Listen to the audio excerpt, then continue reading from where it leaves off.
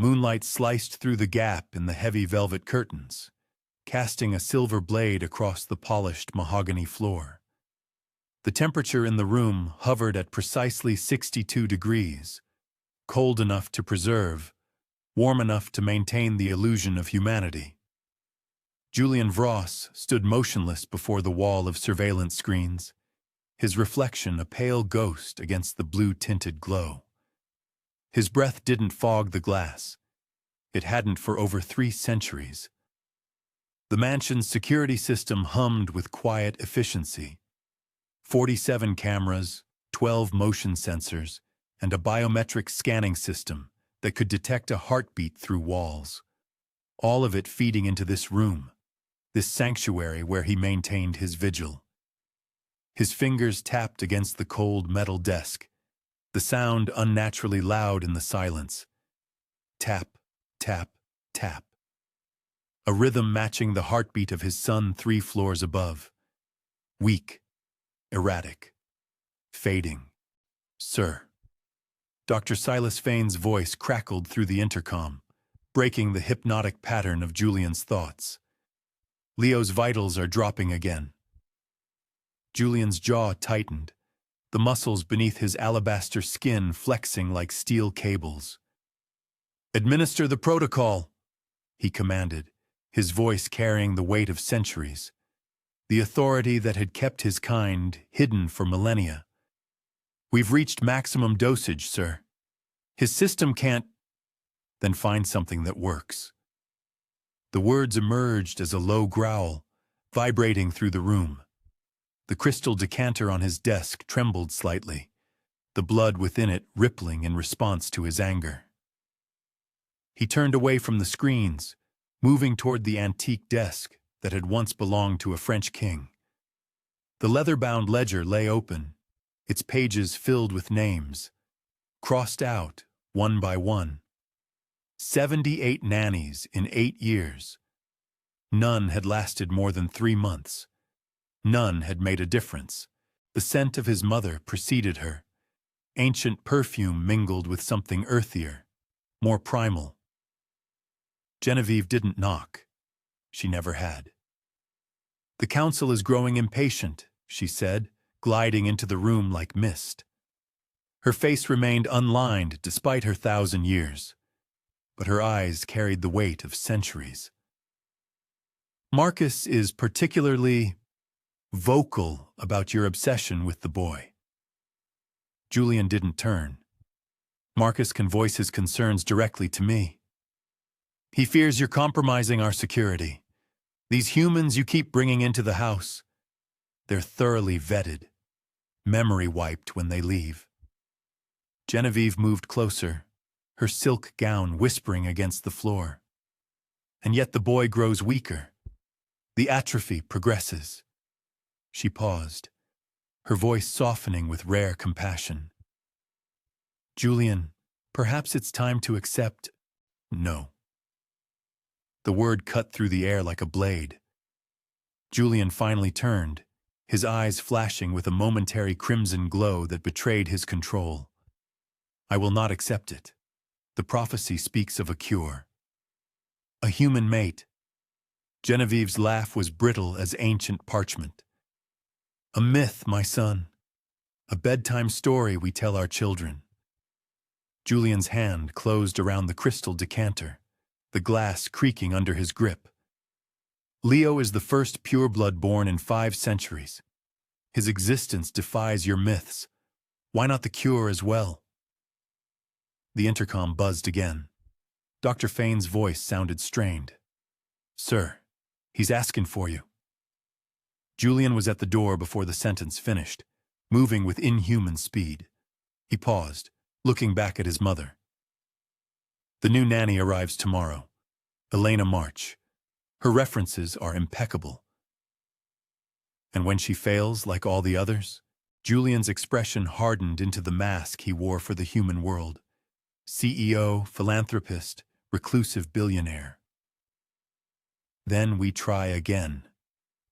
The door closed behind him with the finality of a tomb being sealed. Sunlight filtered through the stained glass windows, casting jewel-toned patterns across the marble floor.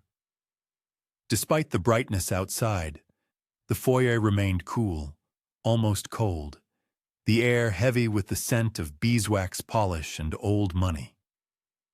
Julian watched through the security feed as the taxi pulled up to the wrought iron gates. Elena March stepped out, her movements hesitant yet determined. The camera zoomed in on her face, heart-shaped, framed by dark hair that caught the sunlight. Something about her made Julian lean closer to the screen, a strange disquiet settling in his chest. "Background check complete, sir." Marcus Keel's voice interrupted Julian's scrutiny.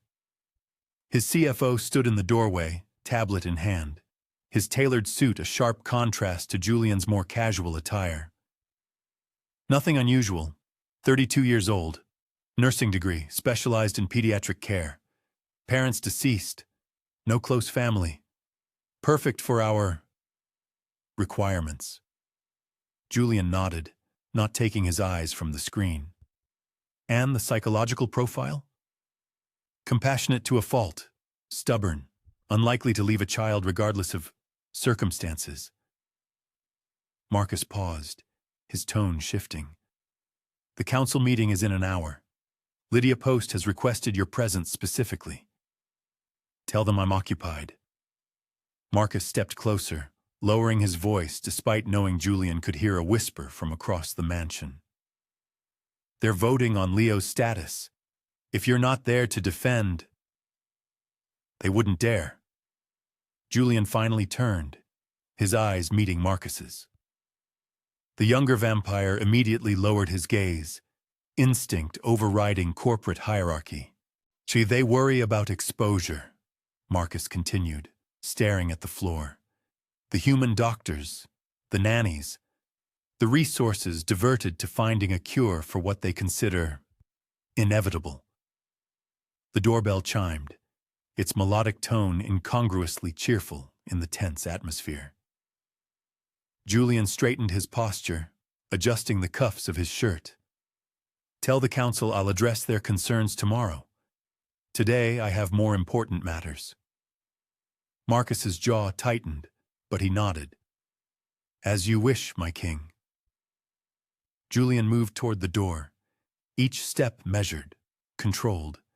He paused, hand on the ornate handle, composing his features into the mask of humanity he'd perfected over centuries. The scent reached him first as he opened the door. Warm skin, subtle perfume, and underneath it all, the rich copper tang of human blood. Elena March stood on his doorstep, smaller than she'd appeared on camera. Her pulse jumped as their eyes met, a natural response to his presence that he'd grown accustomed to. What he hadn't expected was his own reaction. A strange tightening in his chest, an echo of hunger that had nothing to do with thirst. "Mr. Vross?" Her voice was steady despite her quickened heartbeat. "I'm Elena March. We had an appointment?" Julian stepped back, gesturing her inside with a fluid motion. "Ms. March. Punctual. I appreciate that." She entered cautiously, her eyes widening as she took in the grandeur of the foyer. Julian watched her, cataloging every reaction. The slight catch in her breath as she noticed the height of the ceiling. The way her fingers twitched toward the marble column before pulling back, as if afraid to touch something so obviously expensive. "Your home is..." she started. "Isolated," Julian finished for her. "Which is precisely why we require live-in help for my son." He gestured toward the sweeping staircase. "Leo's condition necessitates constant care. Your room would be adjacent to his." Elena nodded, setting down her modest suitcase. "Your assistant mentioned he has a rare form of muscular atrophy. I've worked with similar conditions." "Similar, but not identical." Julian began walking, expecting her to follow. The sound of her heartbeat trailed him like music. Steady, strong. "Leo's condition is Unique. Progressive. The doctors have been unable to halt its advancement. They entered the east wing, the temperature dropping noticeably. Elena hugged her arms around herself, a purely human reaction that Julian observed with clinical interest. The house is kept cool for Leo's comfort, he explained, though it was only partially true. His room, however, is maintained at a warmer temperature. How old is he? Elena asked, quickening her pace to keep up with his long strides. 8. Julian paused before a heavy oak door. Ms. March, before you meet my son, there are rules you must understand. Elena straightened, meeting his gaze with surprising directness. I assumed there would be. No visitors. No unauthorized communications. Your phone and internet usage will be monitored for security purposes. Julian watched her face carefully, looking for signs of resistance. Leo's condition makes him vulnerable to infection. The isolation is for his protection. And the monitoring? Is that for his protection too? A hint of defiance colored her tone. Julian stepped closer, using his height to intimidate as he had countless times before. The scent of her blood intensified with her increased heart rate. Sweet, intoxicating. My family values privacy, Ms. March. We have enemies who would exploit any weakness, including a child's illness. To her credit, Elena didn't back away. I'm not here to spy on your family, Mr. Vross. I'm here to care for a sick child. Then we understand each other. Julian reached for the door handle. Leo has been difficult with previous caretakers. His condition makes him frustrated, sometimes aggressive. Children often lash out when they feel powerless, Elena said softly, especially when facing something they don't understand. Something in her words struck Julian, a truth he'd been unwilling to acknowledge.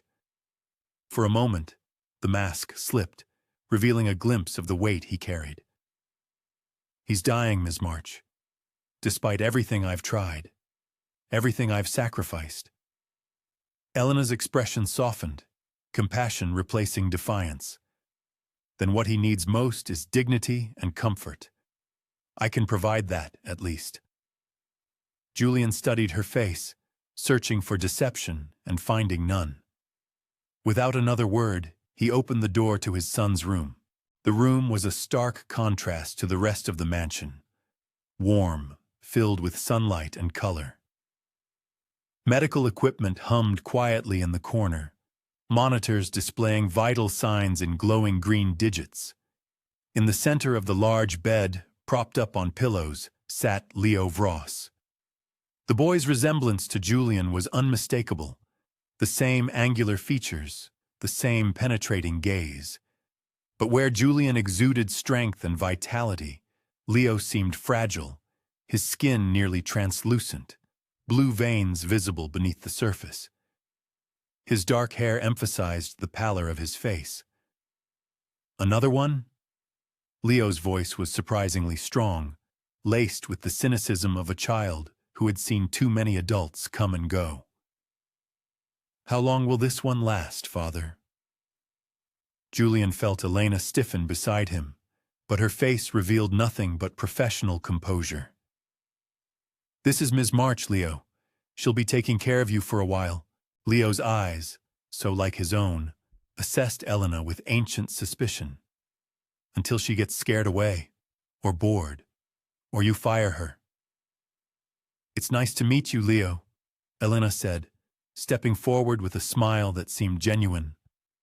I don't scare easily, and I'm rarely bored. As for getting fired, she glanced at Julian. I suppose that depends on how well we get along. Leo's expression remained guarded, but Julian noticed the slight tilt of his head, curiosity breaking through the practiced indifference. It was more interest than he'd shown in any caretaker in months. Ms. March will need to familiarize herself with your routine, Julian said, moving to the bedside. He resisted the urge to touch his son's hair, knowing Leo would pull away. "Dr. Fane will brief her on your medical needs." "Whatever." Leo turned his attention to the book beside him, dismissal clear in every line of his small body. Julian felt the familiar ache, the distance between them that had grown with each failed treatment, each broken promise of improvement. He looked at Elena, gesturing toward the door. In the hallway, Julian spoke quietly, though he knew Leo could hear every word. "His condition worsens at night. The pain makes him difficult." "Pain is difficult for anyone," Elena replied, "especially a child." Julian studied her face, searching for weakness, for hesitation. Finding none, he continued, "The East Wing is yours and Leo's. My quarters and office are in the West Wing. You'll find everything you need, but if there's anything else, use the intercom. Someone will attend to it." "And if Leo needs you?" Elena asked, her gaze direct. Julian's jaw tightened. "I'm always watching. The security system alerts me to any change in his condition, but that's not what I asked." Elena's voice remained respectful but firm. "Children need more than monitoring, Mr. Vross, especially sick children." For a moment, Julian considered reminding her of her place, of the power dynamic between employer and employee. Instead, he found himself saying, "I'll check on him before bed. I always do." Elena nodded, seemingly satisfied. "Then I should unpack and get started." Julian watched her return to Leo's room, her steps confident, her back straight. Something about her disturbed him. Not fear or suspicion, but a strange sense of recognition he couldn't place. He turned away, heading toward his office. The council could wait. He had cameras to adjust. The wall of monitors cast a blue glow across Julian's face as he watched Elena move through Leo's room. Hours had passed since their introduction. Dr. Fane had come and gone, leaving behind a thick medical file and a series of instructions that would have overwhelmed most caregivers. Elena had absorbed it all with calm efficiency. Now she sat beside Leo's bed, reading to him from one of his books. The boy remained stiff, resistant, but he hadn't ordered her out. Progress of a sort. Julian's finger hovered over the audio control, tempted to listen in. He resisted. Some boundaries, at least, he would respect. A soft knock interrupted his surveillance. Genevieve entered without waiting for permission, as was her custom. She moved to stand beside him, her eyes fixed on the screens. "The council is displeased with your absence," she said, her tone carefully neutral. "The council exists to serve the king, not the other way around," Julian replied, not looking away from the monitors. Genevieve sighed, a human affectation she'd never abandoned. Marcus made quite a compelling case for intervention. He suggested Leo's condition might be contagious, a threat to our kind. Julian's hand tightened on the arm of his chair, the wood creaking under his grip. "Leo is not contagious. The atrophy is a curse, not a disease. A curse that has never afflicted our kind before." Genevieve's voice softened.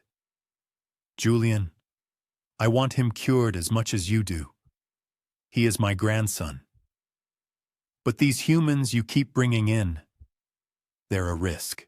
On the screen, Elena was adjusting Leo's pillows, her movements gentle but efficient. The boy said something, his face twisted in what might have been pain or anger. Instead of retreating as others had, Elena sat on the edge of the bed, speaking calmly. "This one is different," Julian murmured, almost to himself. Genevieve followed his gaze. "You've said that before." "No." Julian leaned forward, studying Elena's face on the monitor. "I haven't." Something in his tone made Genevieve look at him sharply. "Julian, you can't possibly think. Leave me." The command was soft, but absolute. Genevieve hesitated, then nodded, gliding toward the door. "The council has given you until the full moon. 3 days, my son. Then they vote on Leo's fate." The door closed behind her with barely a sound. Julian returned his attention to the screens, switching between camera angles to follow Elena's movements. There was something about her, something he couldn't name but could feel, like a current beneath ice. On the screen, Leo finally succumbed to sleep, his small face relaxing as the pain medications took effect. Elena tucked the blankets around him, her touch lingering on his forehead. She dimmed the lights and moved to the adjoining room, her new quarters. Julian switched to that camera feed, watching as she unpacked her meager belongings. So few possessions for a life. A photograph in a simple frame. Her parents, perhaps. Books, practical clothing, a medical reference guide. Nothing that suggested danger or deceit. He should turn away, give her privacy. Instead, he found himself watching as she sat on the edge of the bed, her shoulders slumping with exhaustion. She ran her hands through her hair, then straightened, as if gathering her strength. Even through the camera, he could see her determination. Julian's phone buzzed, a text from Dr. Fain. "Leo's vitals stabilizing, better than expected. Will monitor overnight." Better than expected. Julian looked back at the screen, at the woman who had somehow calmed his volatile son within hours of meeting him. Coincidence? Or something more? A sound from Leo's room drew his attention to a different monitor. The boy was stirring, his face contorted in the grip of another night terror. Julian's hand moved instinctively toward the intercom, ready to alert Dr. Fain. But before he could press the button, Elena appeared in the doorway of Leo's room, as if she'd sensed his distress. Julian increased the audio, hearing Leo's whimpers for the first time in hours. The sound tore at him, a reminder of his failure to protect his only child. On screen, Elena approached Leo's bed, speaking softly. "It's all right, Leo. You're safe." The boy's eyes flew open, wild with fear and pain. "It hurts," he gasped, his small body rigid. "Make it stop." Julian watched, transfixed, as Elena sat beside Leo, taking his hand in hers. "Breathe with me," she instructed, her voice calm and steady. "In through your nose, out through your mouth." To Julian's astonishment, Leo obeyed, his breathing gradually synchronizing with hers.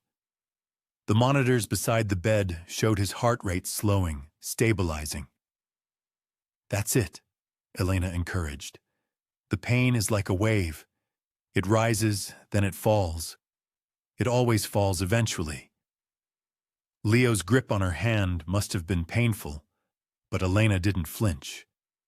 She continued talking, her voice a soothing murmur that Julian could barely make out through the speakers. Gradually, impossibly, Leo's rigid posture began to relax. Julian increased the camera's magnification, focusing on their joined hands. What he saw made him freeze, disbelief warring with desperate hope. The veins in Leo's arms, always visible, always a sickly blue beneath his translucent skin, seemed less pronounced. The color in his face looked almost healthy. Julian switched to the thermal imaging camera, confirming what seemed impossible. The cold spots that always surrounded Leo's joints, a symptom of the atrophy, were warming, normalizing. On screen, Leo's eyes were growing heavy again, the pain receding enough for exhaustion to claim him. "Stay," the boy mumbled, his fingers still clutching Elena's. "I'll stay," she promised, settling more comfortably beside him. Julian sat motionless, watching as his son drifted into a peaceful sleep for the first time in months. The monitors confirmed what his eyes were telling him. Leo's vital signs were stronger, steadier than they had been in years. As if sensing his scrutiny, Elena looked up, her gaze seeming to find the hidden camera. For a moment, Julian felt exposed, as if she could see through the lens directly into his eyes. Then she returned her attention to Leo, gently stroking his hair. Julian rewound the footage, watching again as Elena took Leo's hand, watching the visible change that occurred at her touch. It wasn't possible. And yet. His phone buzzed again. Another text from Dr. Fane. Anomalous readings from Leo's room. Coming to check. Julian didn't respond. He couldn't tear his eyes from the screen, from the impossible evidence before him. The prophecy echoed in his mind. The king's heir, cursed by ancient blood, shall find healing only in the arms of the true mate. The true mate. A human woman whose touch could heal the vampire king's cursed son. On the screen, Leo stirred again, but not in pain. He shifted in his sleep, turning toward Elena with a trust he'd shown no one in years. And then, as Julian watched in stunned disbelief, Leo did something he hadn't been physically capable of for over a year. He sat up, unassisted, and wrapped his arms around Elena's waist. Julian's breath caught in his throat. His fingers tightened around the edge of his desk, the polished mahogany creaking under supernatural pressure. The security feed showed what should have been impossible. Leo, his atrophied muscles suddenly animated with strength, embracing Elena with both arms. The door to his office burst open. Dr. Fane rushed in, tablet in hand, his normally composed features twisted with confusion. The readings? They're off the charts. His neural activity, his muscle response? I've never seen anything like it. Julian didn't look away from the screen. Look at this, he commanded, voice barely above a whisper. Dr. Fane stepped behind the desk, his sharp intake of breath confirming what Julian was seeing wasn't hallucination. He's moving independently. The atrophy appears to be reversing in real time. The doctor's clinical tone couldn't mask his astonishment. This defies everything we know about his condition. On the screen, Leo released Elena from his embrace but kept one hand firmly clasped in hers, as if afraid she might disappear. The boy's face, so long a mask of pain and resignation, now shone with something Julian had almost forgotten. Hope. It's her, Julian said, the words hanging heavy in the air-conditioned silence of his office. The prophecy. Dr. Fane's eyes narrowed. We need to be certain. Correlation doesn't equal causation. We should run tests, monitor the interaction, see if the effect is repeatable or merely... Look at him, Silas. Julian gestured sharply at the screen. My son hasn't been able to sit up unassisted in over a year, and now he's embracing her like a drowning man clutching a lifeline. The doctor hesitated, his scientific caution warring with the evidence before them. If she is the mate, the council will need to be informed. The protocols are clear. Julian's jaw tightened, a muscle twitching beneath his pale skin. The council isn't my concern right now. Leo is. With respect, Your Majesty, if a human has been identified as your mate, it changes everything. The masquerade. I'm well aware of the implications. Julian's voice dropped to a dangerous register, the temperature in the room seeming to fall several degrees. But we proceed carefully. No one outside this room knows about this yet. On the screen, Elena was smiling, tears glistening in her eyes as she spoke to Leo. The audio feed crackled to life as Julian increased the volume. Amazing, Leo. How do you feel? Should I call the nurse? Leo shook his head, his voice raspy from disuse but stronger than it had been in months. No. Stay. Please. The nakedness of his son's plea scraped against Julian's heart. How long had it been since Leo had asked for anything? How long since he'd shown any desire beyond the cessation of pain? I'll stay right here, Elena promised, her hand still clasped in Leo's. But maybe we should tell your father. He'd want to know you're feeling better. Julian's finger hovered over the intercom button. One press and he could speak directly into the room, could hear Elena's voice without the electronic filter of the surveillance system. But something held him back, a primal caution, an ancient wariness that had kept him alive for centuries. We need a blood sample, Dr. Fane said quietly. If she is the mate, her blood will contain the markers. We can synthesize. No. Julian's refusal was absolute. We're not experimenting on her.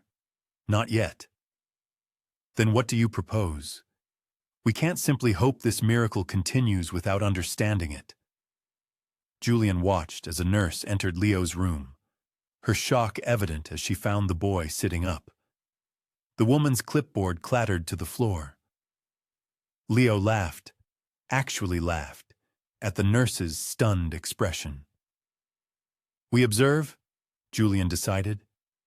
Discreetly, increase Leo's sessions with Ms. March, monitor his progress. If this improvement continues, and if Marcus Keel notices?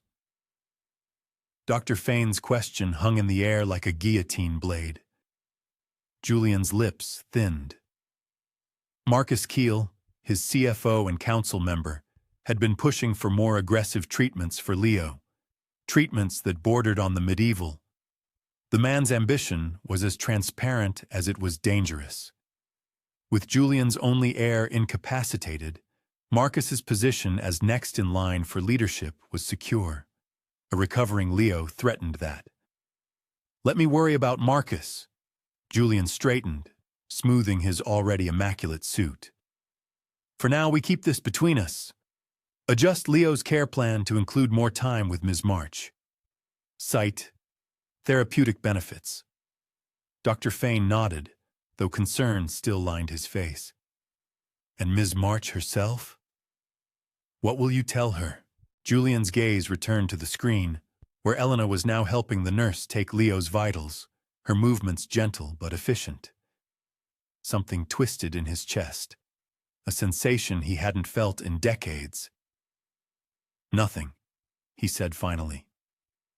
She knows Leo has a rare condition. That's all she needs to know for now. She'll have questions, especially if she continues to witness improvements. Then we'll provide answers that satisfy without revealing. Julian's tone made it clear the discussion was over. Increased security on Leo's wing. I want to know everyone who enters and exits. As Dr. Fane left to make the arrangements, Julian remained at his desk, eyes fixed on the security feed. Elena was now reading to Leo, her animated expressions drawing genuine smiles from his son. The boy's color was better already, the sickly pallor giving way to something closer to health. The prophecy had been specific. The king's heir, cursed by ancient blood, shall find healing only in the arms of the true mate. Julian had dismissed it as superstition, as the desperate hopes of a dying bloodline. But now, his phone buzzed, a calendar alert. The quarterly council meeting was in 20 minutes. Marcus Keel would be there, watching Julian with those calculating eyes, probing for weakness.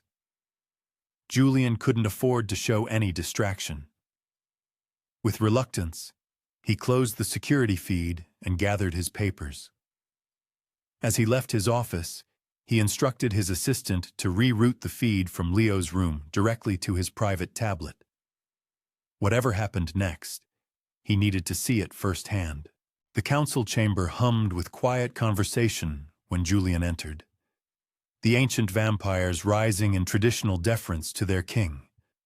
Julian acknowledged them with a nod, his gaze sweeping the room until it landed on Marcus Keel, impeccably dressed in a charcoal suit that matched the coldness of his eyes. "Your Majesty?" Marcus greeted, his smile not quite reaching his eyes. "I trust young Leo is comfortable today?" The question seemed innocent, but Julian caught the undertone, the subtle probe for information about his son's condition. Had Marcus already heard something? Impossible. It had been less than an hour. "As well as can be expected," Julian replied neutrally, taking his seat at the head of the table. "Shall we begin?" The meeting proceeded with its usual bureaucratic tedium: financial reports, territory disputes, human affairs that required vampire intervention. Julian participated with practiced ease, his mind split between the discussion and the tablet discreetly positioned beside his notes. On the screen, Leo was now sitting fully upright, attempting to feed himself under Elena's encouraging supervision. Concerning the human employee situation, Marcus was saying, drawing Julian's attention back to the meeting. "What about it?" Julian asked, his voice carefully controlled. Marcus's smile tightened. "The turnover rate in the household staff. 3 nurses resigned last month alone. It creates security concerns." "The nurses are well compensated for their discretion," Julian countered, "and thoroughly vetted." "Even so," Lydia Post, the eldest council member, interjected. "Each human who enters our inner circle represents a risk to the masquerade, particularly those with direct access to Leo." Julian felt a prickle of unease. "What exactly are you suggesting?" Marcus spread his hands in a gesture of false concern. "Only that perhaps we should consider a more permanent solution. Glamored humans are unreliable. Their memories can resurface. But if we were to use our own kind exclusively—" "Leo's condition requires specialized care," Julian interrupted. "Care that our kind isn't trained to provide." "Then perhaps we should train them," Marcus pressed. "Or consider alternative treatments. Dr. Fane's traditional approaches have shown limited success. There are older methods." "We're not bleeding my son dry in some medieval ritual," Julian snapped, his control slipping momentarily. A heavy silence fell over the room. Julian rarely displayed emotion during council meetings. His outburst had revealed more than he intended. Marcus leaned forward, eyes gleaming with interest. "Of course not, Your Majesty. I merely suggest we explore all options. Leo's health is paramount to us all." The meeting continued, but Julian sensed the shift, the heightened attention, the speculative glances. He had revealed weakness, and in a room full of predators, weakness was blood in the water. When the meeting finally adjourned, Julian remained seated, reviewing his notes while the others filed out. Only when the room had emptied did he allow himself to check the tablet again. The feed showed Leo's room, now dimly lit for evening. The boy was asleep, but not alone. Elena sat in the chair beside his bed, her own head nodding as she dozed, one hand still resting on Leo's arm. Even in sleep, she maintained contact. And even in sleep, Leo's readings remained stronger than they had been in months. Julian's throat tightened with an unfamiliar sensation. Gratitude? Hope? Or something more primal, a possessive recognition that transcended conscious thought. Interesting reading material. Julian looked up sharply. Marcus Keel stood in the doorway, his lean frame silhouetted against the hallway light. Julian closed the tablet cover with deliberate casualness. "Council reports," he lied smoothly. "Is there something else you needed, Marcus?" The other vampire stepped into the room, closing the door behind him. The soft click echoed with finality. I couldn't help but notice your distraction during the meeting. Marcus's voice was silk over steel. Not like you, Julian. Not like you at all. Julian rose, gathering his materials. If you have something to say it directly. Very well. Marcus's smile vanished. There are rumors, Julian, whispers among the staff. Something has changed with Leo. Julian kept his expression neutral, though inside, alarm bells were ringing. Leo's condition fluctuates. You know this. Fluctuates, yes. Improves, no.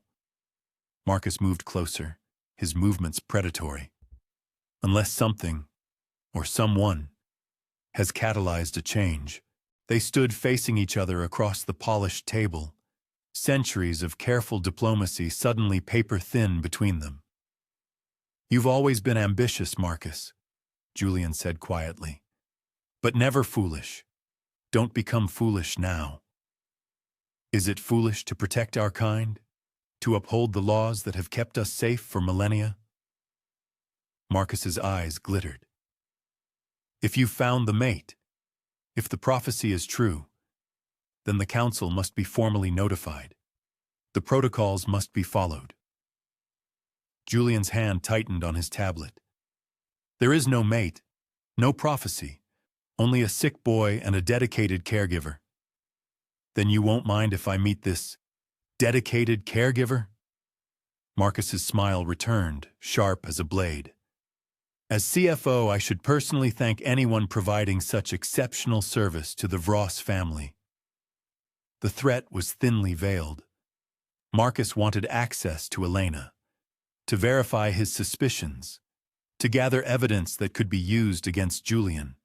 Ms. March works exclusively with Leo, Julian said, his voice dropping to a dangerous register. Her schedule is full. I'm sure we can find 5 minutes. Marcus moved toward the door. In fact, I believe I'll stop by Leo's wing now. Pay my respects. Julian moved with supernatural speed, placing himself between Marcus and the door. My son is sleeping. Visitors disturb his rest. The tension between them crackled like electricity. For a moment, Julian thought Marcus might challenge him directly, a foolish move that would end only one way. But the other vampire merely inclined his head in mock deference. Another time, then. He stepped back. But soon, Julian. Very soon. After Marcus left, Julian stood motionless, weighing his options. Marcus's interest in Elena was dangerous, potentially fatal. If he confirmed she was the mate and brought evidence to the council before Julian had secured their protection, his phone buzzed, a text from Dr. Fane. Leo asking for the nanny, insistent, agitated when told she's gone home. Julian made his decision. He needed more time. Time to understand what was happening. Time to protect both Leo and Elena from the council's ancient protocols. And to do that, he needed Elena closer, where he could monitor her directly. He texted Dr. Fane back. Arrange live-in quarters for Ms. March. Effective immediately. Security clearance Alpha. The response came quickly. Understood. And the council? Julian didn't reply. Instead, he opened the security feed again. Leo was awake now, his face flushed with distress as a night nurse tried to calm him. The boy's eyes kept darting to the door, clearly looking for Elena. Julian pressed the intercom button. Leo. His son's head snapped toward the speaker, eyes wide with surprise. Julian rarely used the intercom system. Father. Leo's voice was stronger than it had been in months, though still strained with anxiety. Ms. March will return in the morning, Julian said, keeping his voice even. She'll be staying at the estate from now on, to better assist with your care. The transformation on Leo's face was immediate, relief washing away the distress. She's coming back? Tomorrow? Yes, now rest. That's an order. A ghost of a smile touched Leo's lips, another expression Julian hadn't seen in too long. Yes, sir. Julian ended the communication and sat heavily in his chair, the weight of his decision settling on his shoulders. Bringing Elena to live at the estate would protect her from Marcus's immediate interference, but it also brought her deeper into the vampire world. A world that would destroy her if they discovered what she was. And it brought her closer to Julian himself, a proximity that awakened hunger he'd long suppressed. The next morning, Julian watched from his office window as Elena's modest car pulled through the estate gates. She parked in the staff area, retrieving a small suitcase from her trunk. Even from this distance, he could see her nervousness in the set of her shoulders, the hesitant way she glanced up at the mansion's imposing facade. Dr. Fane met her at the staff entrance, his manner professional but warm as he explained the new arrangement. Julian couldn't hear their conversation, but he saw Elena's surprise, followed by a nod of acceptance. The doctor led her inside, presumably to the newly prepared quarters in the East Wing, close to Leo, but also more isolated from the main household staff. Julian turned away from the window, checking his watch. He had 30 minutes before his first meeting, enough time to see Leo before Elena arrived for her shift. He needed to gauge his son's condition without her influence, to establish a baseline. Leo's room was brighter than usual, the heavy curtains pulled back to admit the morning sunlight. The boy was awake, propped against his pillows, his tablet in hand. He looked up when Julian entered, and for a moment, father and son regarded each other in silence. "You look better," Julian said finally, moving to stand at the foot of the bed. Leo set the tablet aside. "I feel better. Stronger." Julian studied his son's face, noting the improved color, the clarity in his eyes. "Dr. Fane says your readings have stabilized." "Because of Elena," Leo said, his directness catching Julian off guard. "When she's here, the pain, it's less." Julian's hands tightened on the footboard. "Ms. March seems to have a calming effect, yes." "It's more than that." Leo leaned forward slightly, his movements still cautious but more fluid than they had been in months. "When she touches me, it's like cool water on a burn. Everything stops hurting." The description sent a chill down Julian's spine. It was too specific, too aligned with the ancient texts describing the mate bond. "Leo, I need you to be careful what you say about Ms. March to others, especially to anyone on the council." Leo's eyes narrowed slightly. "Like Uncle Marcus?" The boy was perceptive, another sign of his improving condition. "Yes, like Marcus. He came by last night, after you called." Leo's voice dropped. "He asked about Elena." Julian went still. "What did he ask? If she was helping me? If I felt different when she was here?" Leo's gaze was steady. "I lied, Father. I said she was just nice, that she reads better stories than the nurses." Pride mingled with concern in Julian's chest.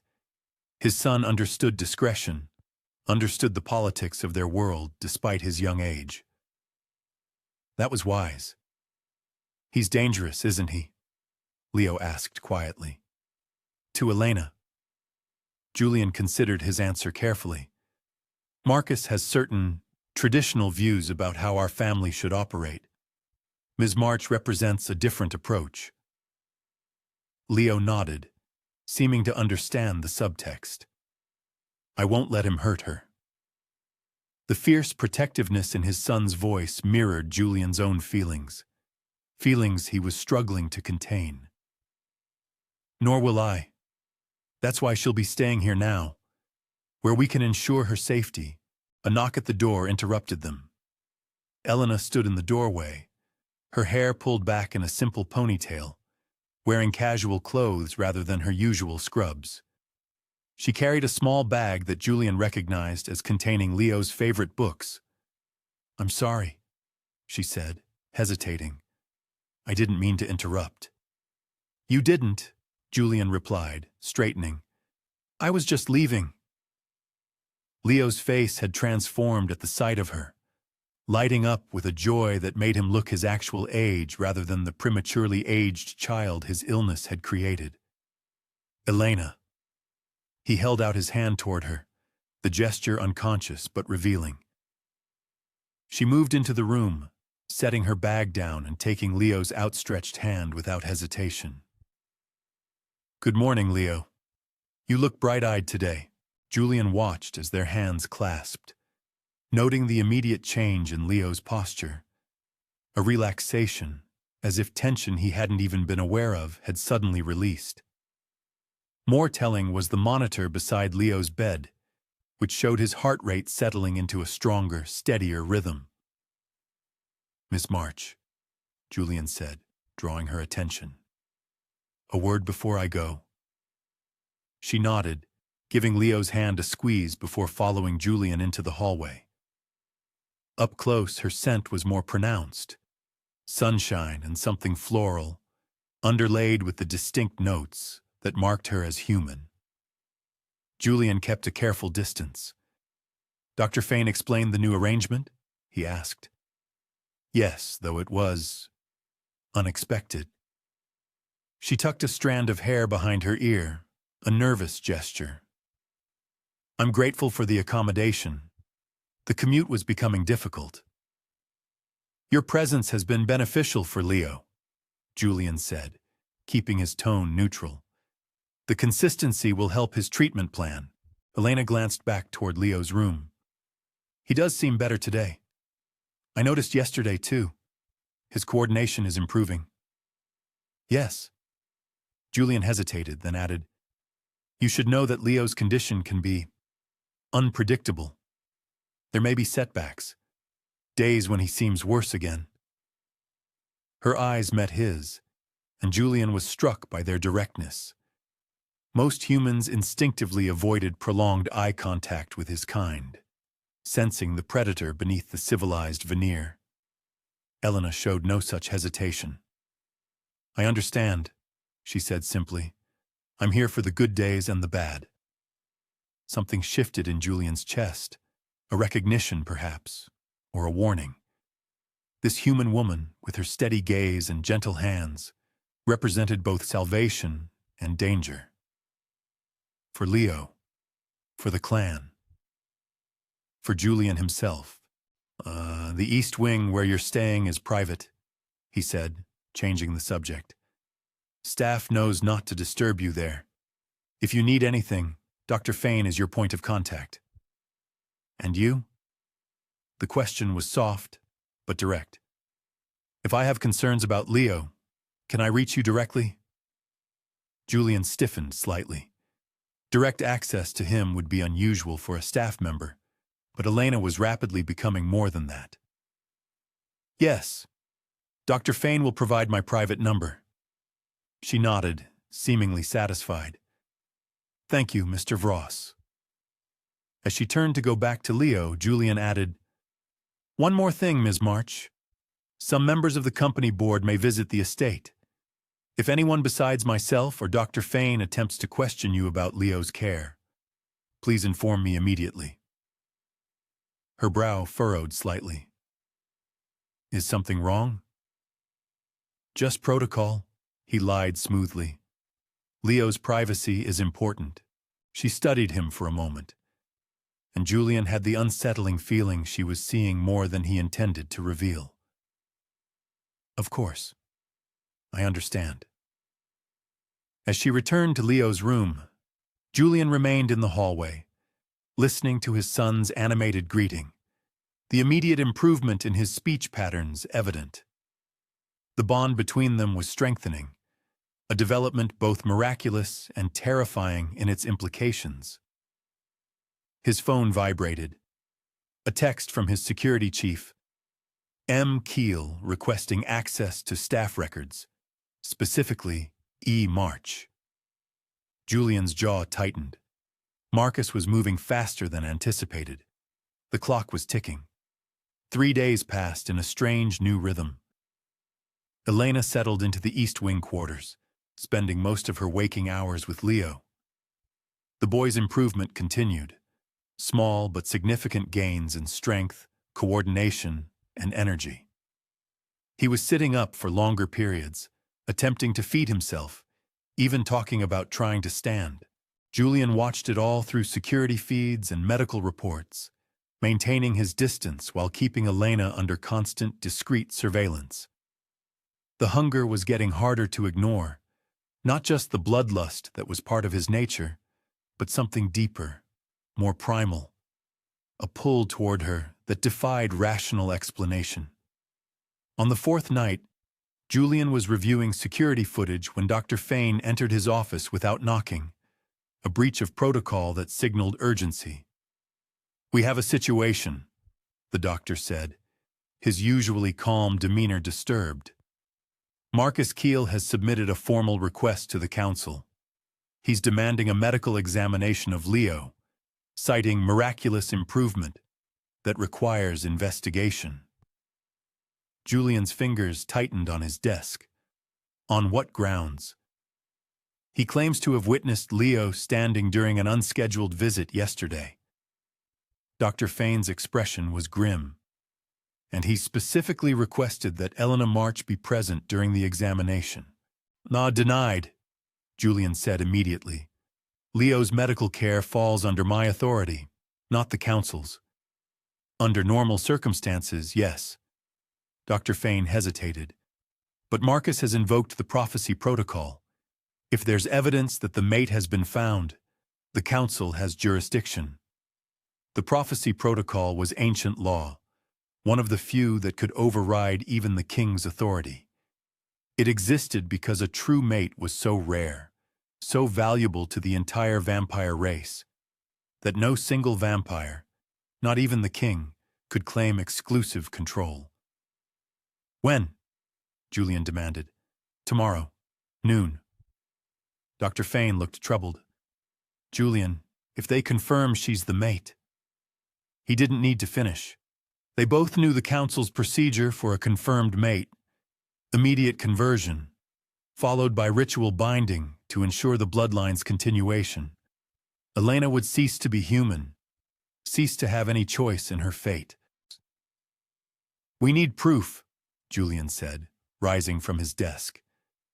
"Incontrovertible evidence of what's happening between Elena and Leo. Something that can't be dismissed as coincidence." Dr. Fane nodded. "I've been monitoring their interactions. The pattern is consistent.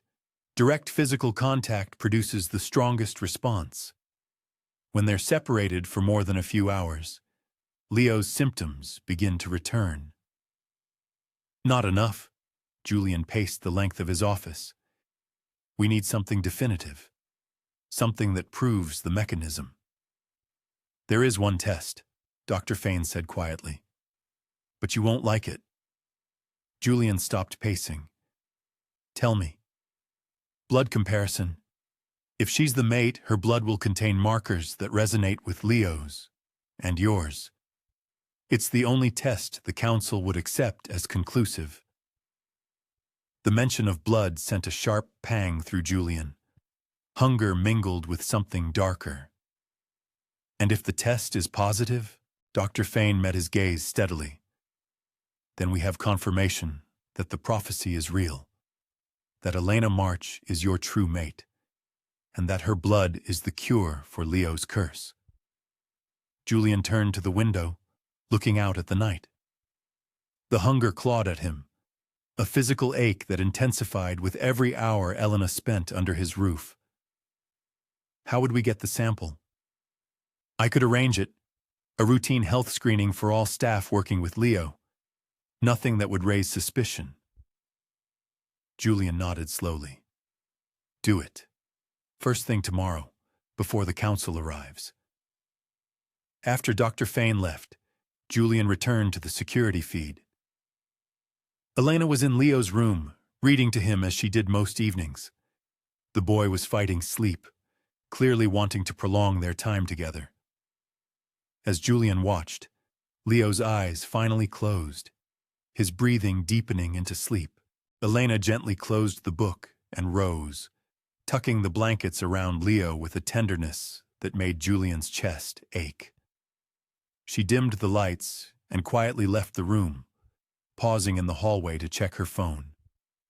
Julian switched camera feeds, following her progress through the mansion back to her quarters in the East Wing. She moved with the slight uncertainty of someone still learning the layout of a large building, pausing at intersections to orient herself. As she rounded a corner into a less-used corridor, a shortcut to the East Wing, a figure stepped out from a doorway. Marcus Keel. Julian went rigid, his hand automatically reaching for the security alert button. But he hesitated, watching as Marcus approached Elena with a pleasant smile. "Ms. March, isn't it?" Marcus's voice came through the speakers. "I don't believe we've been formally introduced. I'm Marcus Keel, CFO of Ross Industries and an old family friend." Elena's posture shifted subtly, a wariness that spoke to good instincts. "Mr. Keel." "Yes, Leo has mentioned you." "Has he? How flattering." Marcus moved closer, his predatory grace evident even in such a casual encounter. "I've been hearing remarkable things about your work with the boy. Something of a miracle worker, they say." Elena's smile was polite but reserved. "Leo is a fighter. Any improvement comes from his determination." "So modest." Marcus circled slightly, his movement cutting off her direct path to the East Wing. "But I wonder, what's your secret? Special training? Unique methods?"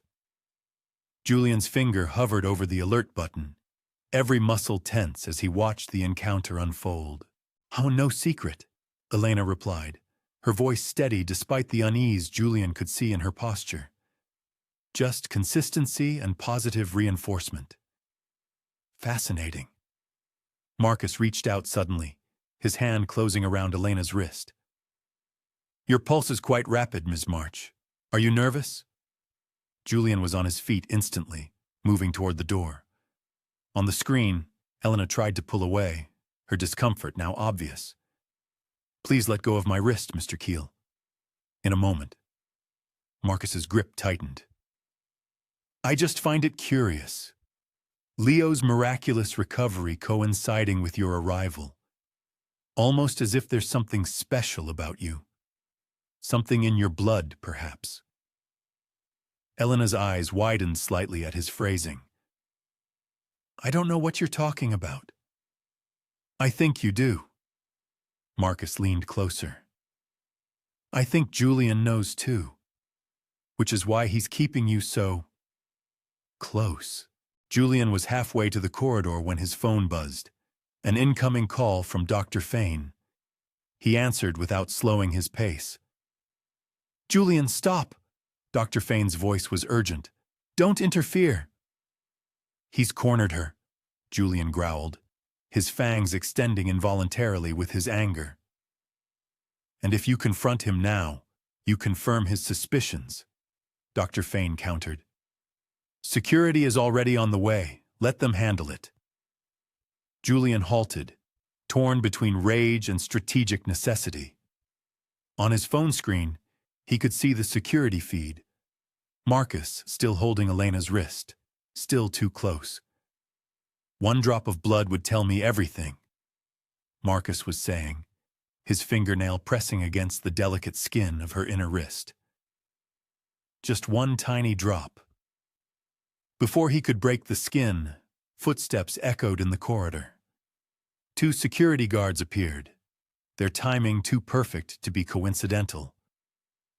Dr. Fane must have dispatched them the moment Marcus approached Elena. "Mr. Keel," one guard said firmly. "Mr. Vross requested your presence in the main study."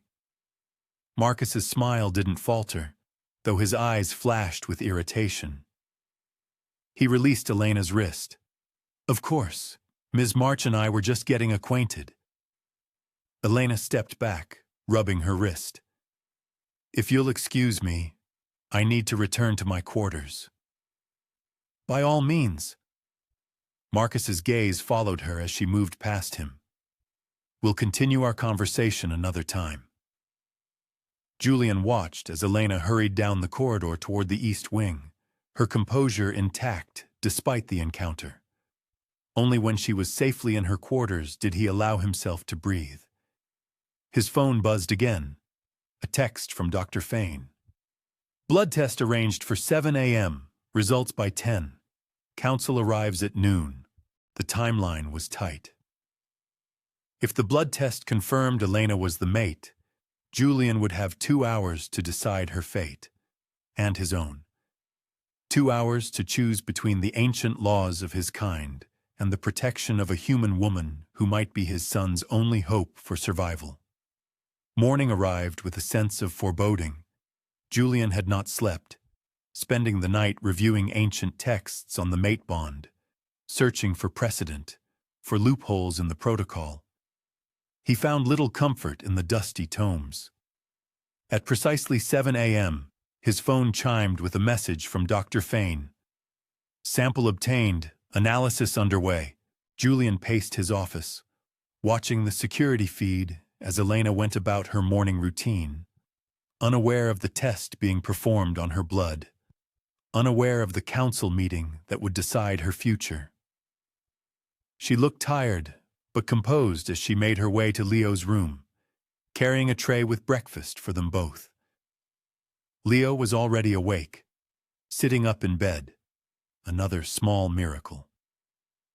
His face brightened when Elena entered, the monitors beside his bed registering the immediate improvement in his vital signs. I brought pancakes, Elena announced, setting the tray on the bedside table. The chef said they're your favorite. With blueberries? Leo asked hopefully. Of course. She arranged the tray across his lap. Think you can manage the fork today? Leo nodded determinedly, his thin fingers wrapping around the utensil with careful concentration. His movements were shaky but purposeful as he cut a small piece of pancake and lifted it to his mouth. The pride on Elena's face mirrored the emotion Julian felt watching the scene. Such a small thing, a boy feeding himself, yet it represented a victory over the curse that had been consuming Leo for years. Julian's phone vibrated. Dr. Fane. Results in my office now. The walk to Dr. Fane's medical suite felt longer than usual, each step heavy with the weight of what Julian might learn. The doctor was waiting in his private office, a tablet in hand, his expression grave. Tell me, Julian said without preamble. Dr. Fane handed him the tablet. See for yourself. The screen showed 2 blood samples side by side, one labeled EM and the other LV.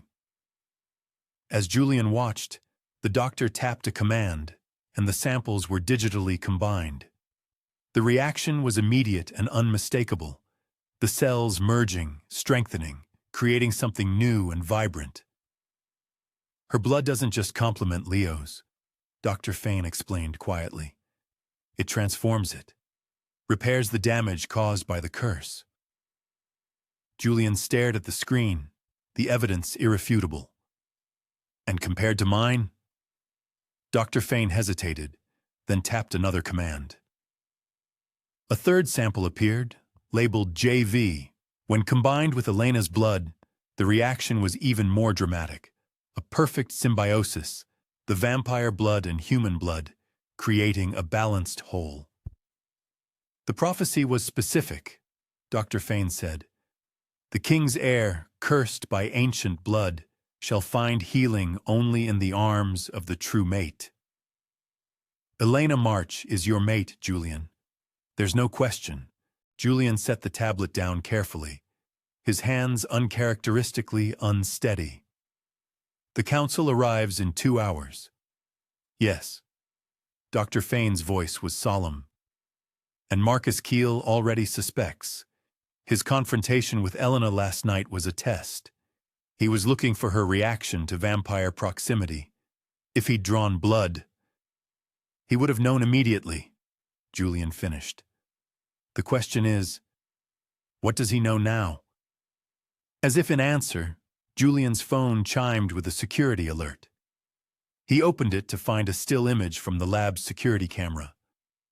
Marcus Keel, standing over a microscope, examining what could only be a blood sample.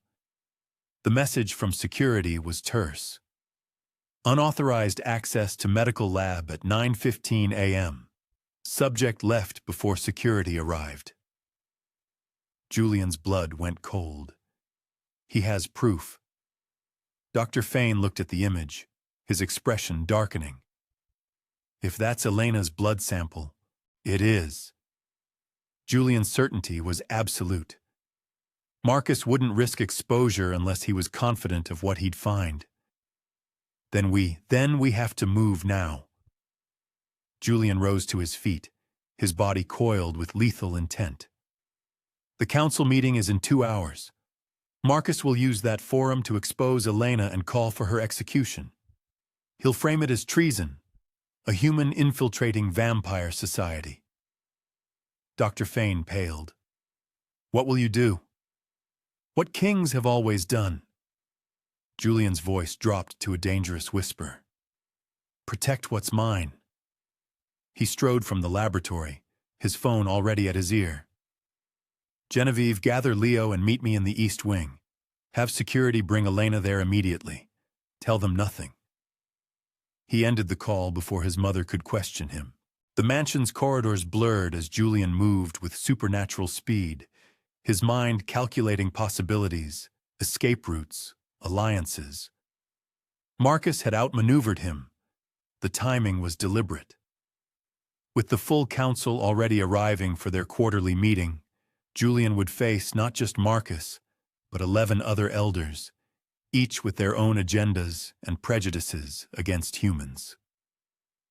He reached his private chambers and unlocked the concealed panel behind his desk.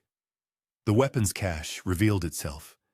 Ancient silver daggers, modern firearms loaded with specialized ammunition, vials of concentrated blood toxins. Julian selected a slim blade that slid perfectly into his suit jacket's inner pocket. Insurance. Nothing more. He hoped. His phone vibrated with a message from security. Ms. March secured and en route to East Wing with Mrs. Vross. Good. At least Elena would be protected by his mother until he could reach them. Genevieve might be traditional in her views, but her loyalty to family was absolute. She would defend Leo's caretaker with her life if necessary. Julian's private elevator descended to the underground level where the council chambers were located. He needed to assess the situation before the official meeting began. As the doors opened, he caught the unmistakable scent of Marcus. Recently present, agitated, excited. The scent trail led toward the antechamber where council members often gathered informally before sessions. Voices drifted from behind the heavy oak doors, Marcus's distinctive tenor rising above the others, urgent and persuasive. Julian slowed his approach, enhancing his hearing to catch the words. Contamination at the highest level. The king has allowed a human to infiltrate our most sacred spaces, to care for the air no less. And not just any human. Julian didn't wait to hear more. He pushed through the doors, the heavy panels swinging wide with a thunderous crack that silenced the room instantly. 7 council members turned toward him, expressions ranging from surprise to calculated neutrality. Marcus stood at the center, a tablet in his hand displaying what Julian recognized as blood analysis results. Discussing matters of state without the king present? Julian's voice was soft, dangerous. Some might call that treasonous, Marcus. Marcus recovered quickly, his thin lips curving into a smile that didn't reach his eyes.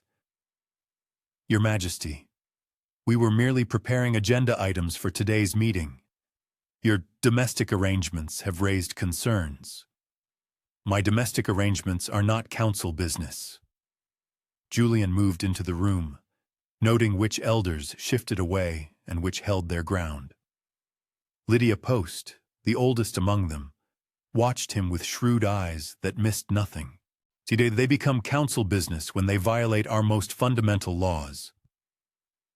Marcus turned the tablet so the others could see. This is the blood work of the human woman caring for your son. Note the unusual markers.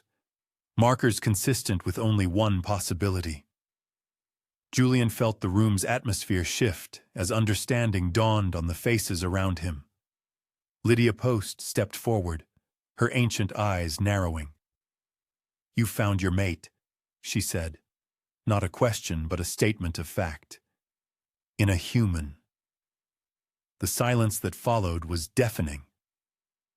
Julian did not confirm or deny, his face a mask of royal indifference that had served him for centuries. "The law is clear," Marcus pressed his advantage. "Humans with knowledge of our existence must either be turned or eliminated. A mate bond with a human is expressly forbidden. It dilutes our bloodline, weakens our species." "Interesting interpretation," Julian replied, his tone conversational, though his body remained coiled for attack. "Especially coming from someone who's been embezzling clan funds for the past decade." Marcus's face contorted with shock before he could master his expression. "That's absurd." "Is it?" Julian withdrew his phone, tapping the screen to project financial records onto the wall. "These transfers, all authorized by you, all leading to shell companies that ultimately funnel back to your personal accounts. Nearly $40 million, Marcus. The penalty for stealing from the clan is still death, is it not?" The council members shifted uncomfortably, attention diverted from Elena to this new accusation. Julian had been saving this evidence for a more strategic moment, but necessity dictated its use now. Create confusion, divide attention, buy time. Marcus recovered quickly. A transparent attempt at distraction. These records can be examined later. The immediate threat is the human who... The doors swung open again, and Julian tensed as Elena entered, flanked by Genevieve and, to his surprise, Leo. His son walked without assistance, his normally pale face flushed with healthy color, his steps steady if cautious. The transformation was remarkable, undeniable. Julian had not planned this entrance, had specifically ordered them to remain secured in the East Wing. His mother's defiant expression told him everything. Genevieve had made an executive decision, gambling that Leo's improved condition would speak louder than any argument. She was right. The council members stared in undisguised shock. Leo had been presented to them quarterly since his birth, each appearance showing a child more frail than the last, the ancient curse of atrophy progressing despite every treatment. "Impossible," whispered one elder, a woman who had examined Leo personally just 3 months prior. Elena stood tall beside Leo, her hand resting protectively on his shoulder. She showed no fear despite being in a room with 9 powerful vampires, several of whom were looking at her as if she were both miracle and abomination. "Not impossible," Julian said, moving to stand beside his family, creating a unified front. "Prophesied." Lydia Post approached slowly, her ancient eyes fixed on Leo. She reached out one gnarled hand, and Julian suppressed his instinct to block her. The elder's fingers hovered over Leo's face, not touching but sensing.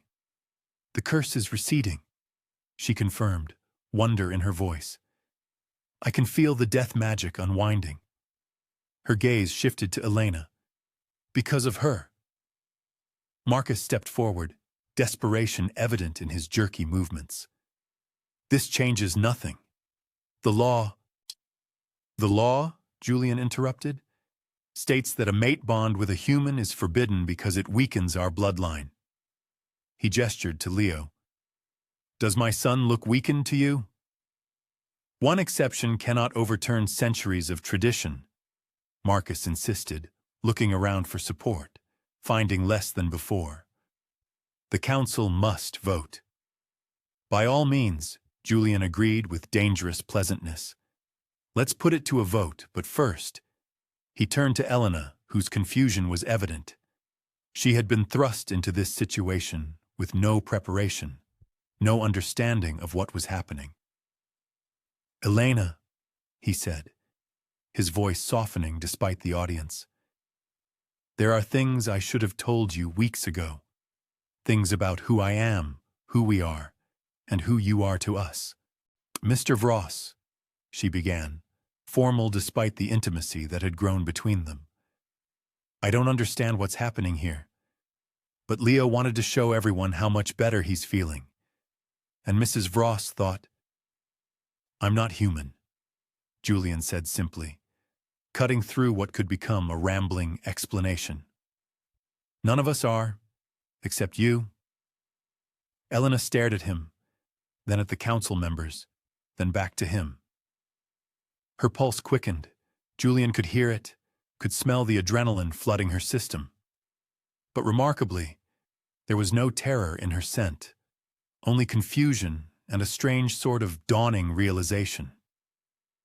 Vampires, she said softly, and it wasn't a question.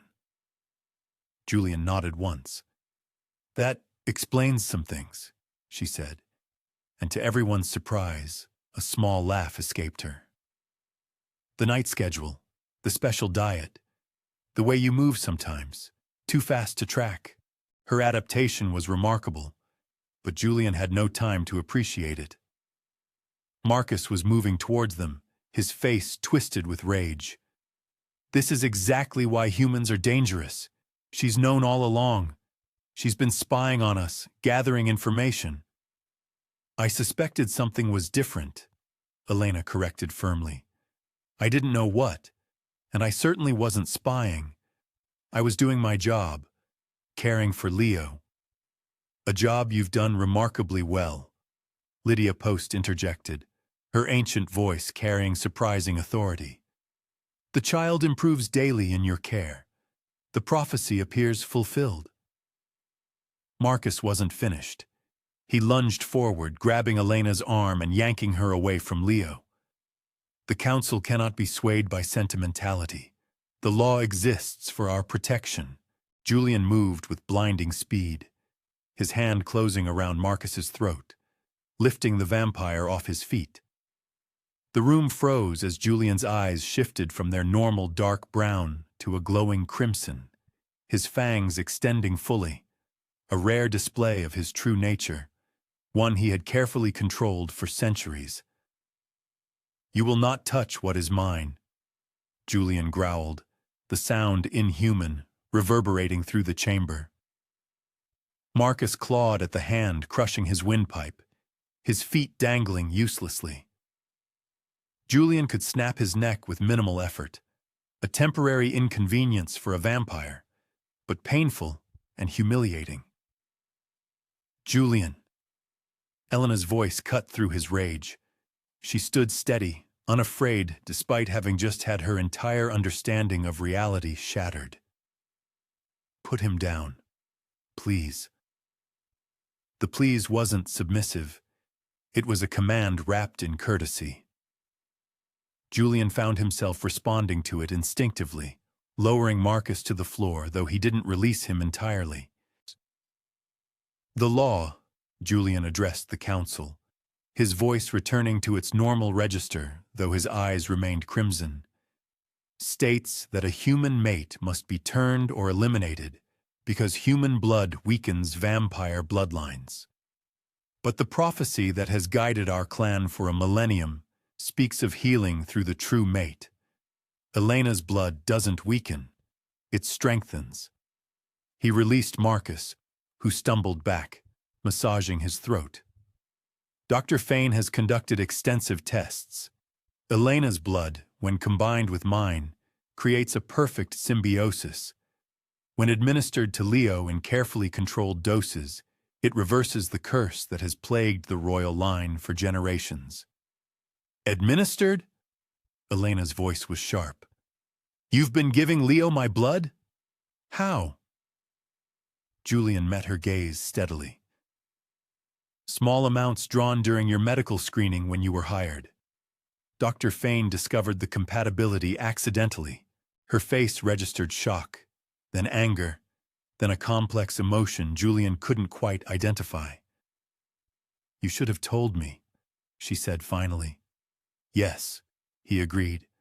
I should have. Lydia Post tapped her cane on the marble floor, drawing all attention. The prophecy is specific. The king's heir, cursed by ancient blood, shall find healing only in the arms of the true mate. Not just any human, the mate, and not just any healing, freedom from the curse that has weakened our royal line for generations. She fixed Marcus with a withering stare. You would destroy this miracle because of your ambition, your jealousy. Marcus looked around the room, seeing his support crumbling. Laws can be amended, another elder spoke up, especially when the evidence of their obsolescence stands before us. I move for an immediate vote, Lydia declared, on two matters.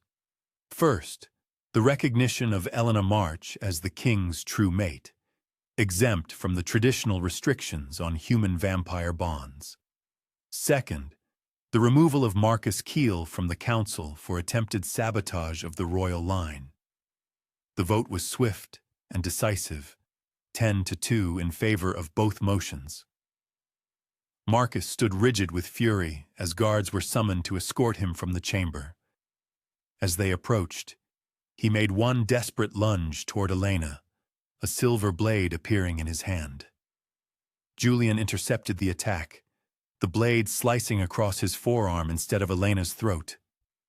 Silver burned vampire flesh, and Julian hissed as the wound smoked. But he didn't release Marcus. With one powerful movement, he drove Marcus to his knees.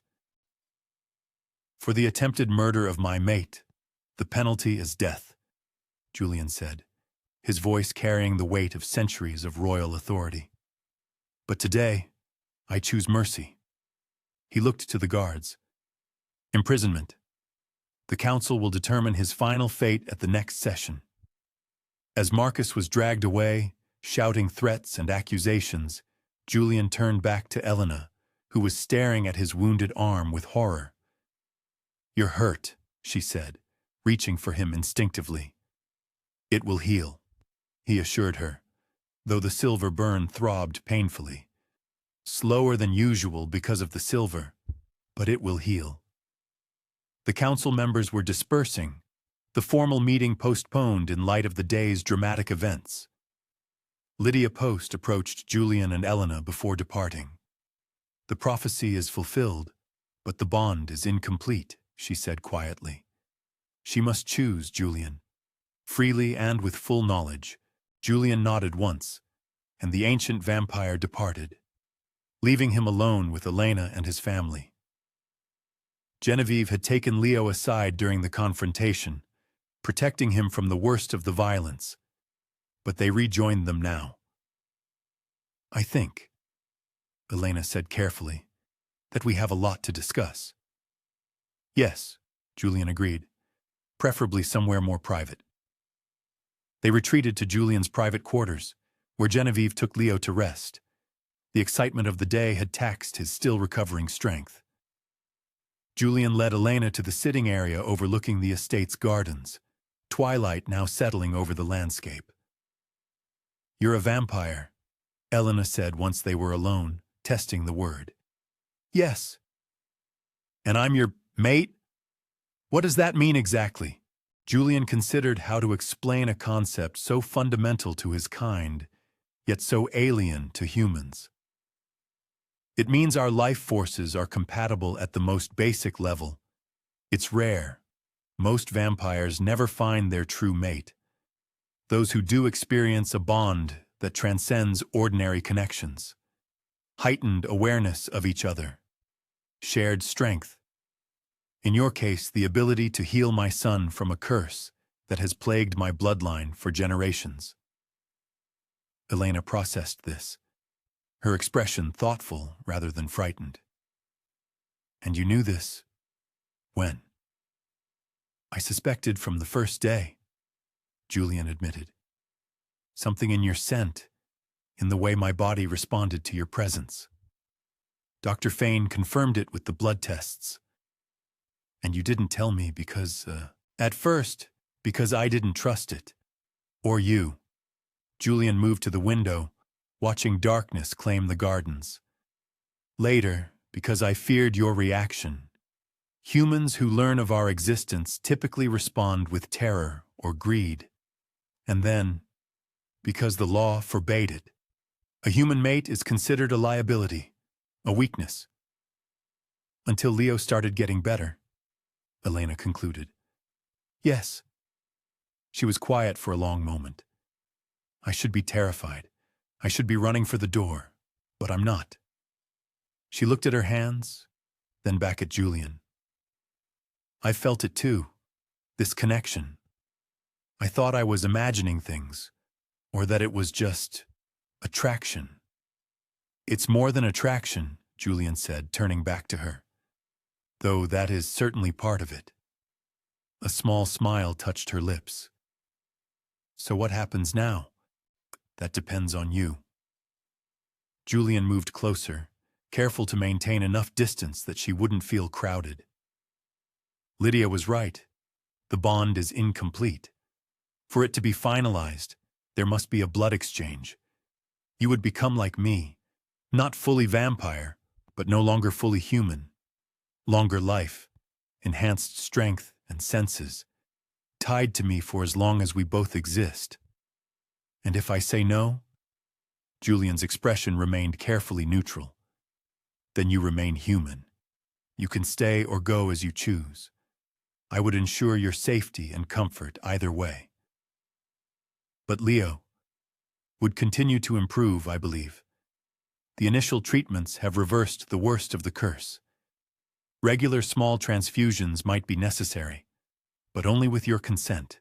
Elena stood, moving to the window beside him. This morning I was a nanny with an unusual job. Now I'm apparently the prophesied savior of a vampire dynasty. She laughed softly, the sound tinged with disbelief. It's a lot to process. Take all the time you need, Julian said, though everything in him urged haste, completion, certainty. She turned to him, studying his face with new understanding. All those times you seemed to appear out of nowhere, the way you always knew when Leo needed something before he called out. The strange diet restrictions in the house. It all makes sense now. I tried to be discreet. You were. She reached up, hesitating just short of touching his face. May I?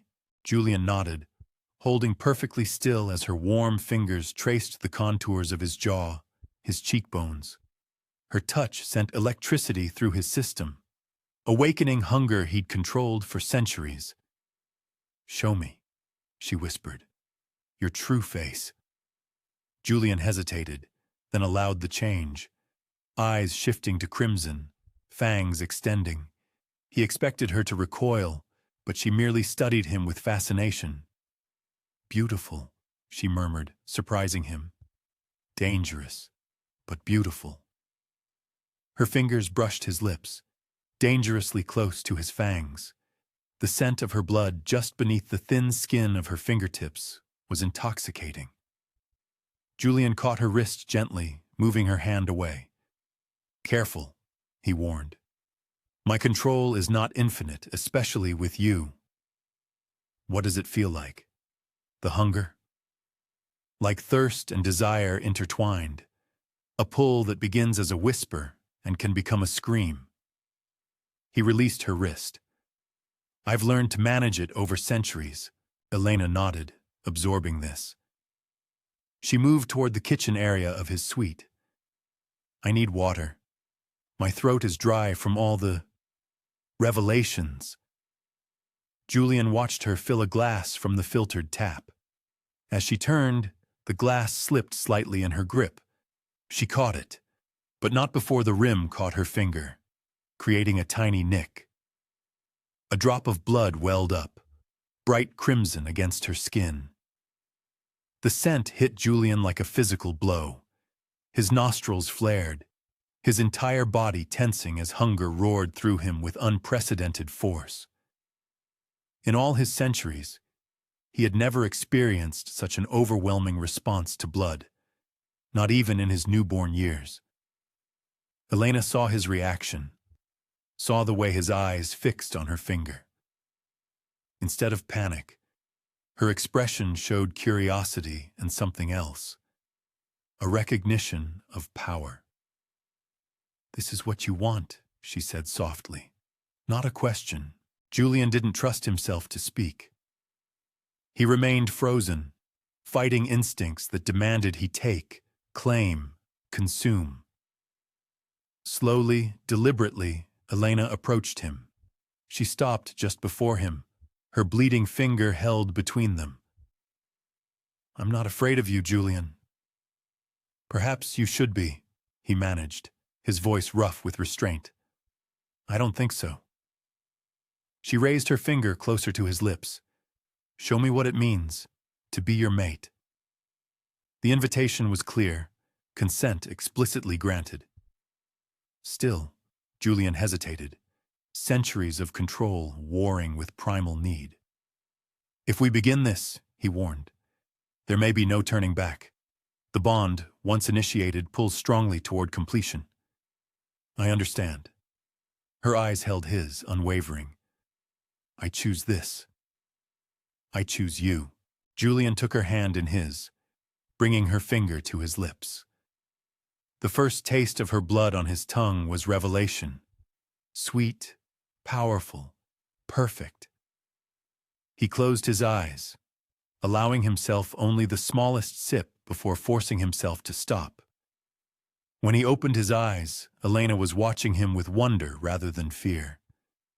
"That's it? I expected something more dramatic." Despite everything, Julian laughed, a genuine sound of amusement that surprised them both. "That was just the beginning. The true exchange is more involved, more intimate." "Show me," she said again. And this time there was no hesitation in his response. Julian drew her close, one hand cradling the back of her head.